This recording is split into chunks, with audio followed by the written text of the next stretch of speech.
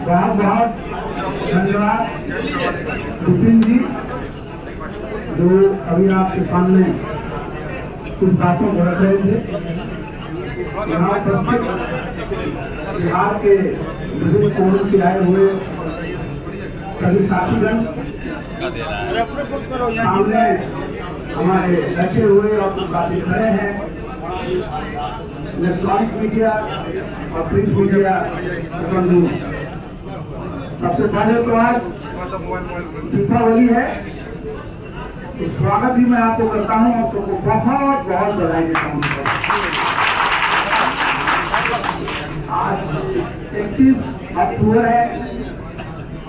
आज पूरा देश राष्ट्रीय एकता दिवस के रूप में इस दिन को मनाता है और ये भारत का जो नक्शा आप देख रहे हैं उसके निर्माण करने में जिनकी अहम भूमिका रही, सरदार लौह पुरुष वल्लभ भाई पटेल का जयंती की है। और मैं अपने सभी साथियों की ओर से माननीय प्रधानमंत्री जी को धन्यवाद देना चाहूंगा कि 150वां वर्ष सरदार पटेल आज है और पूरे एक साल तक पूरे देश में उनका 150वां वर्ष बनाने का जो निर्णय लिया है उसके लिए हम प्रधानमंत्री जी को धन्यवाद। सरदार पटेल के बारे में हम चर्चा करेंगे, लेकिन आज पूरे देश में हर्षोल्लास के साथ जो दिवाली मनाई जा रही है, तो दिवाली के दिन सब लोग अपने आप को खुश रखना चाहते हैं, प्रसन्न रखना चाहते हैं और आज का दिवस जो होता है वो खुशहाली का दिन। इस अवसर पर आज सब हम दीप जलाएंगे। तो दीप क्या होता है? बीच में कर दीजिए, बोल रहे हैं, सुनने दीजिए। दीप जो होता है अंधकार को तो दूर ही करता है, आशा जगाता है। तो मैंने अपनी पार्टी का जो नाम रखा है ना, अभी मैं शॉर्ट में बोलूंगा, अगर आप उसको शॉर्ट करिएगा तो उसका नाम ही आशा।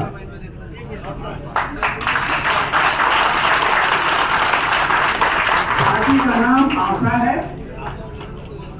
और अगर पूरे नाम पर जाएंगे तो जितने लोग हैं हमारे यहाँ जो बाहर है पूरे देश में है, तो आशा का जो फुल फॉर्म है आप सबकी आवाज।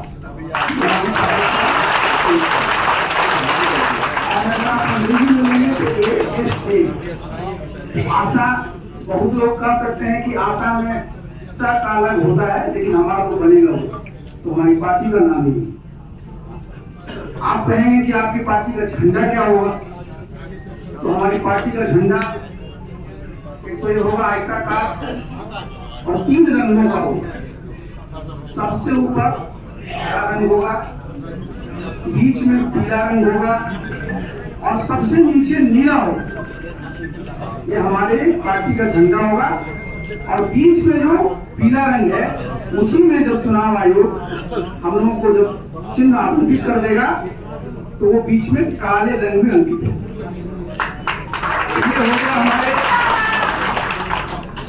ये हो गया हमारे झंडे का पूरा जो समझे जो रंग किस प्रकार का वो होगा। अब आप आइए, ये पार्टी जो होगी तो हमारी पार्टी का जो संविधान, वो पार्टी का संविधान और पार्टी के संविधान से कैसे अलग है, ये मैं 2-3 बातें इस प्रकार देना चाहता हूँ। देखिए, जितनी भी हमारे देश में पार्टियां होती हैं, सबसे पहले उनको भारतीय संविधान के प्रति शपथ लेनी होती है।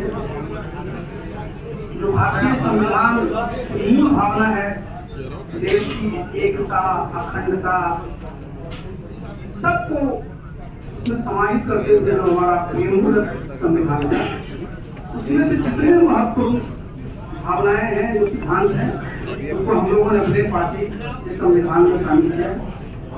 इसके अलावा आज आप देखते हैं कि जलवायु परिवर्तन किया, मैं आप संसद में तो हम लोगों ने जो अक्षर ऊर्जा है उसको भी बढ़ावा देने के लिए हम लोगों ने अपनी पार्टी को शुरू रखा है।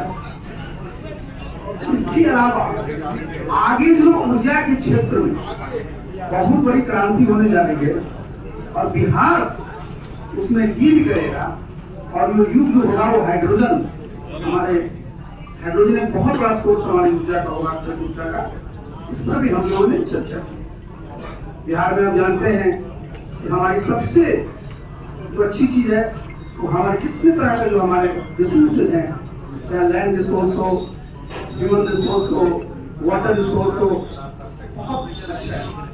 एक बात की चर्चा हमेशा लोग करते रहते हैं, बिहार में सब कुछ है लेकिन बिहार में खनिज संपदा नहीं। इसके बारे में मैंने पिछले 2.5 वर्षों में एक बार नहीं कई बार मैंने इसकी चर्चा, क्योंकि हमारे बिहार के लोगों को लगता है क्योंकि हमारे पास खनिज नहीं है तो हमारे उद्योग धंधे कैसे।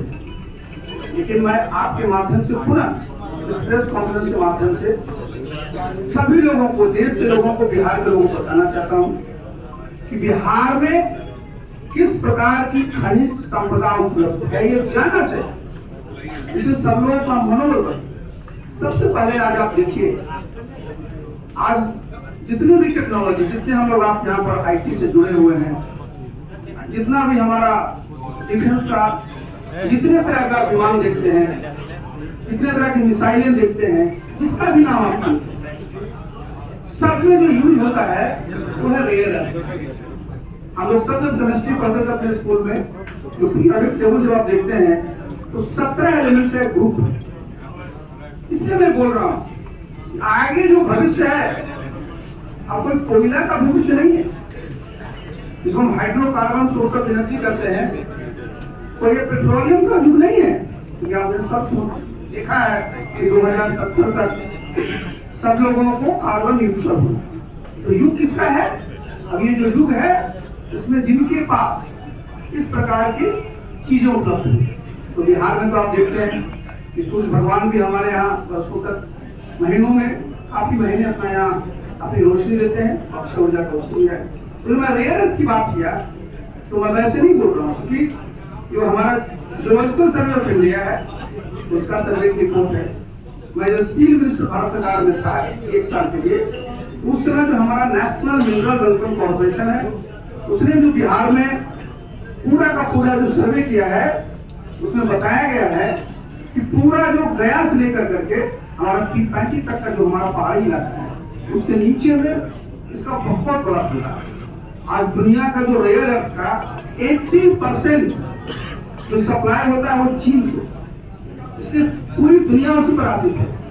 आज भारत में भी हम लोग 5वें स्थान पर है रेयर अर्थ में दुनिया में। 6% हमारे पास जो है वो है, लेकिन उसका सबसे ज्यादा अगर कहीं है तो बिहार में। अब देखिए है क्या था, हम लोग का मनोबल ऊंचा हो, कोई चर्चा इसकी नहीं करता। मैं कुछ दिन पहले ही देख रहा था, एक सर्वे हुआ तो आंध्र प्रदेश में भी रेयर अर्थ पता चला और वहां इसको लोग काफी उसको प्रचारित कर रहे हैं।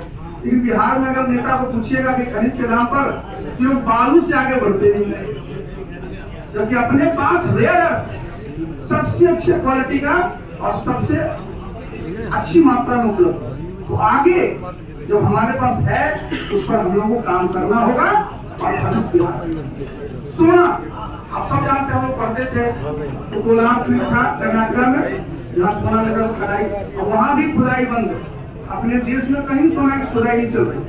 पूरा देश में जो सर्वे मैंने कहा आपको, आज जियोलॉजिकल सर्वे ऑफ इंडिया ने जियोलॉजिकल सर्वे ऑफ इंडिया ने किया और हमारे NMDC ने किया, तो ये जान कर करके सब बिहार वासियों को, देशवासियों को प्रसन्नता होगी कि बिहार में एक नहीं 2 जगहों पर सोना का कूट खंडार मिलने की संभावना है।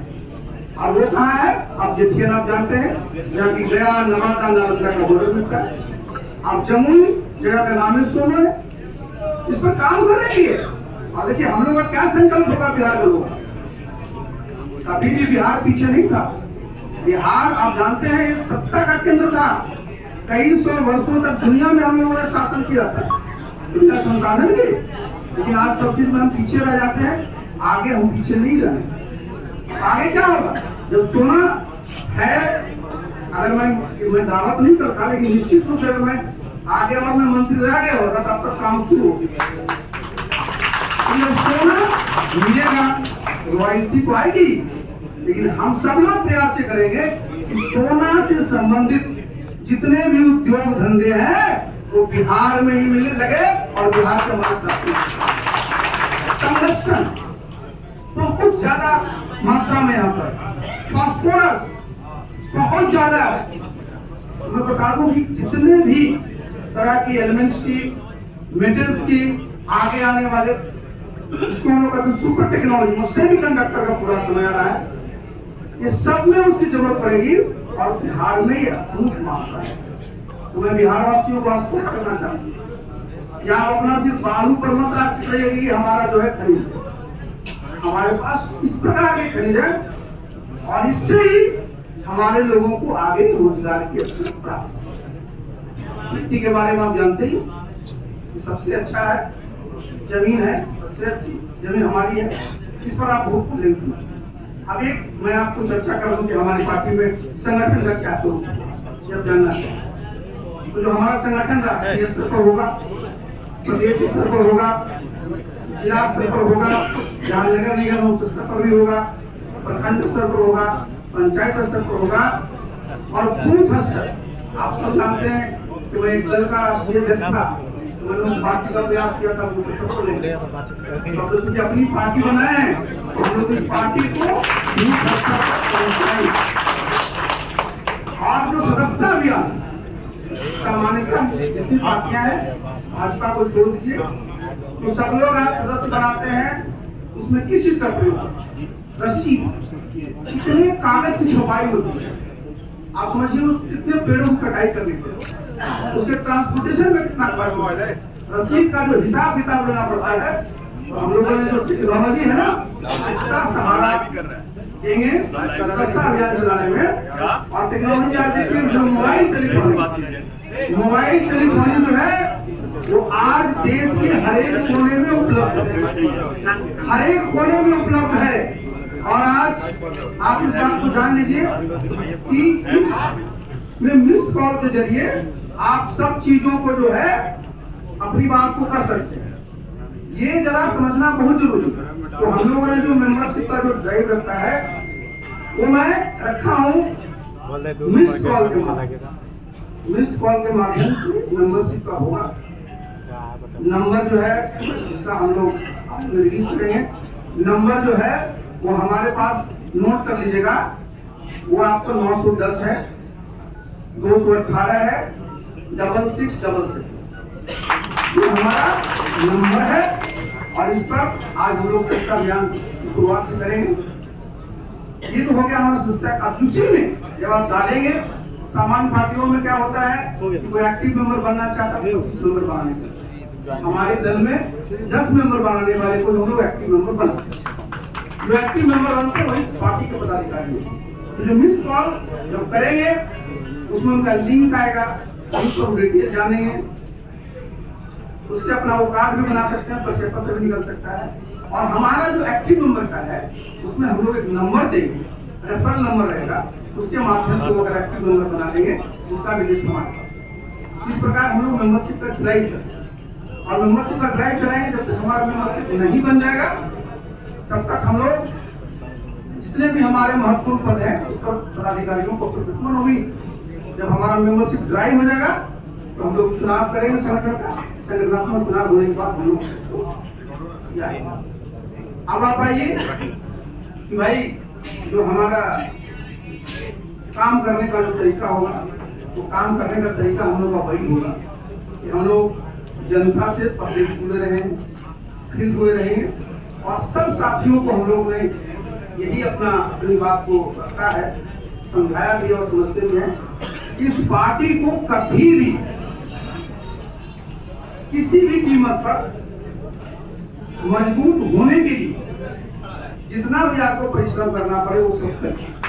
और आज मैं बता दूं, कभी हम लोग का पता नहीं, लेकिन मैं जब मीटिंग करते रहा था तो बिहार में आप जान रहे हैं 243 विधानसभा सीटें। आज की तारीख में हमारे पास 140 सदस्य हमारे पास हैं, जिन्होंने अपनी इच्छा जताई है चुनाव लड़ने। तो जो 2025 का जो चुनाव होगा उसमें हमारे साथी जो मजबूती से लड़ना चाहते हैं वो चुनाव लड़े। तो हम लोगों ने जो ये दल का निर्माण किया इसलिए, अगर देखिए ये पूरा का पूरा पॉलिटिक्स क्या है, राजनीति है क्या, इसकी जितनी परिभाषा पढ़ लीजिए, लेकिन हम लोग जो पढ़ते हैं उस जमाने से ही कि राजनीति सत्ता का संघर्ष, और सत्ता में क्यों आना चाहते, सत्ता में जब तक आप नहीं आए तो जो आपका विजन है, जो आप पूरा करना चाहते हैं उसको प्राप्त नहीं। जब आप सत्ता में आएंगे जो भी आपने अपना लक्ष्य रखा, आप देखिए कितना खराब लगता है कि देश में प्रति व्यक्ति आए 1,82,000 करीब 2 लाख करोड़, बिहार में प्रति व्यक्ति आए 54,000 से 7,000 के बीच में। आप समझिए जरा इस बात। एक समय था जब देश आजाद हुआ था, उसमें देख लीजिए कि हम लोग क्या स्थिति थी। आप आगे देखिए, प्रधानमंत्री जी का सपना पूरे देश के लोग की सोच है कि 2047 में जब 100 साल पूरा हो जाए तो बिहार भी विकसित प्रदेश बने, देश विकसित राष्ट्र बनेगा। आप सब मीडिया के साथी आप जानते हैं अनुमान क्या है कि 2047 तक जो करीब करीब 2 लाख प्रति व्यक्ति आए हैं वो 15 से 16 लाख हो अगले 22 साल।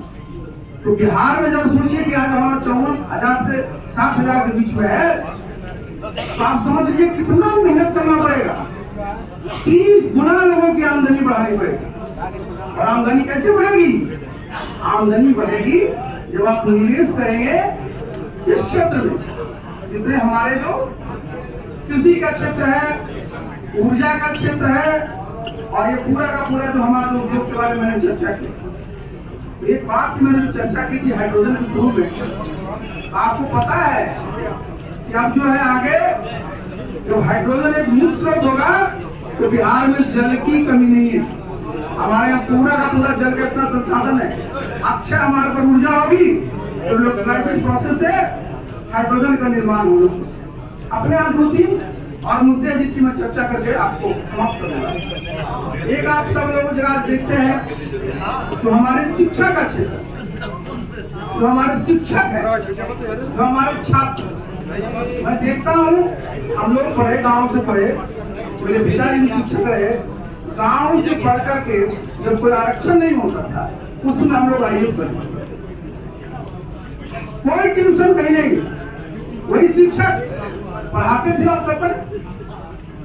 आज आप देखिए यहाँ क्या होता है शिक्षा विभाग में, रोज उनका टाइम ही टेबल निर्धारित होता रहता है कि 9 बजे आना है कि कितने बजे जाना है।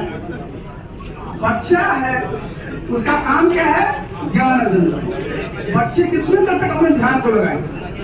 अब उनको अगर लंबे देर तक रखिएगा स्कूल में तो पढ़ने में ध्यान लगेगा? मैं देखता हूँ, मैं सवेरे में जब मॉर्निंग वॉक पर निकलता हूँ 5 बजे के बाद से सब माताएं अपने बच्चों को खड़े हैं बस स्टैंड पर बच्चों को पढ़ाने। हम लोग का स्कूल का टाइमिंग होता था, मैं जानबूझ के बोल 10 बजे से 3 बजे। अच्छा से सवेरे का रूटीन भी होता था, लोग खाते भी थे, आधे घंटे का टिफिन होता था और 3 बजे बच्चे से घर चले जाते। उसी में से सारे लोग आखिर जो हमारे डॉक्टर राजेंद्र बाबू के पैदा हुए, बिहार के प्रथम राष्ट्रपति बने, तो क्या स्कूल जाते थे 5 बजे? स्कूल का समय नहीं था।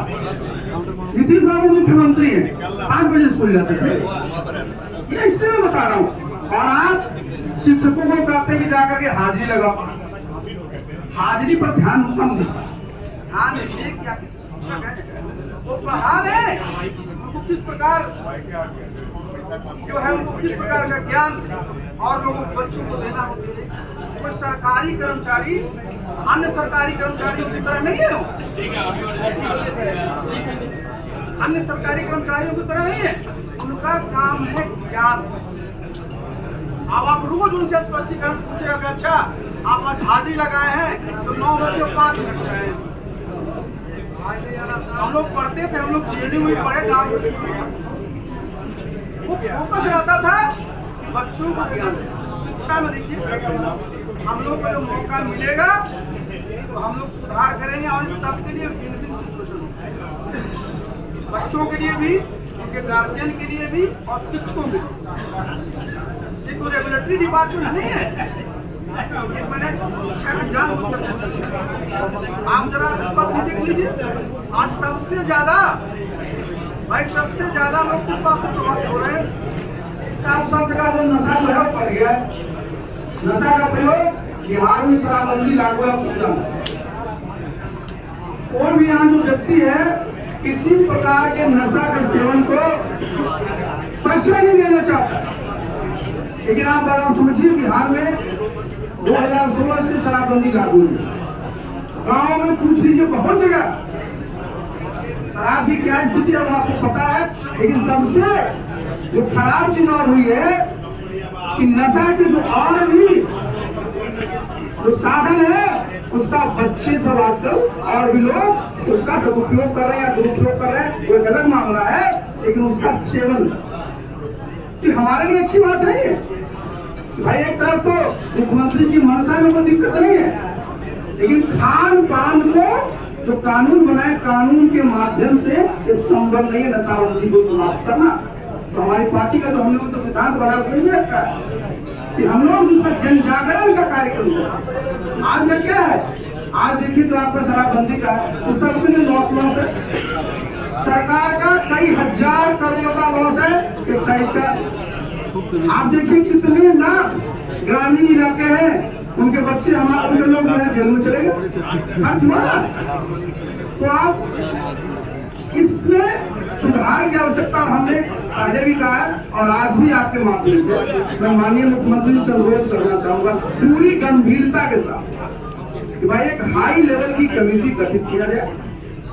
जिस उद्देश्य से आपने शराबबंदी बिहार में लागू की थी वो कहां तक सफल हो पाई है, क्या क्या चीज और किया जाना चाहिए जिससे भाई जो मनसा है वो भी पूरा हो।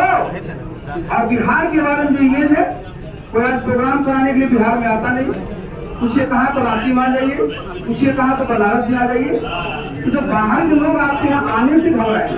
आप इतने वर्षों में बिहार में कितने होटल बने हैं, आप जब जाइएगा तो हमारे होटल अलग अलग बने हैं, लेकिन अगर आप 5 स्टार होटल के बारे में चर्चा करिएगा तो शायद ही कोई बना। तो हम लोग किस प्रकार का देखिए माहौल बनाना पड़ेगा भाई जब लोग बाहर से आए उनको ऐसा न लगे कि मैं ऐसे प्रदेश में जा रहा हूँ जहाँ के। और एक बात को अंत में मैं और करना चाहूँगा, इसको जरा सुनिएगा।